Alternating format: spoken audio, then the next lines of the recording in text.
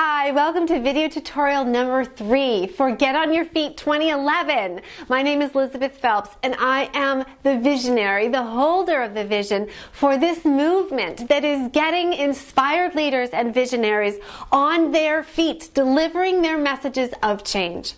In the video previous to this one, video number 2, I had you consider yourself. I wanted you to imagine yourself on a mountaintop, delivering your message of change.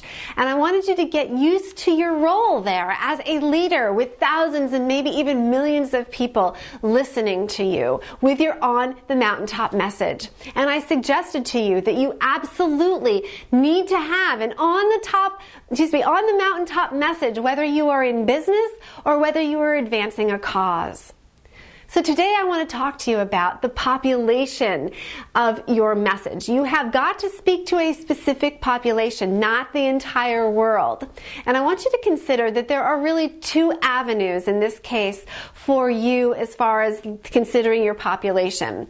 Avenue A is that you are speaking to influencers, people who can influence the market that really needs the change. All right, so let's just say you're advocating for mental illness, as somebody is who has come to on board Get On Your Feet 2011. She wants to help the mentally ill by going to the influencers, such as police academies, and training police officers in how to deal with those with mental illness. So that would be Avenue A. You're going to the influencers. You're not going to the direct population in need.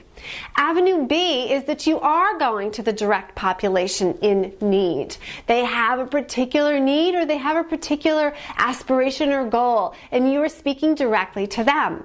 That is, by and large, the entire population pretty much, and you have got to consider who in that vast marketplace of people who have needs, what is the specific population you're going to. And when I'm working with my clients and students, I often have them go by decade, because our messages change by decade, because our lives change by decade. So I want you to consider, is your message for teenagers? Is your message for young people, 20 to 25, 20 to 30, 30 to 40, 35 to 45, 65 to 75? Our lives change very much by decade. So that's one little tip for you to consider. Start to consider your population. So to summarize, are you speaking to the influencers who can then influence change for the people who really need it? Or are you going directly? Is your message going directly to those in need? And if so, you need to really hone that market. And one way to do it is to narrow it down by decade. How old are they? And then, of course, are they male, female? That's one way to go at it. But for right now, we'll just stick with the decade. We'll talk tomorrow about getting inside them psychologically. Thank you.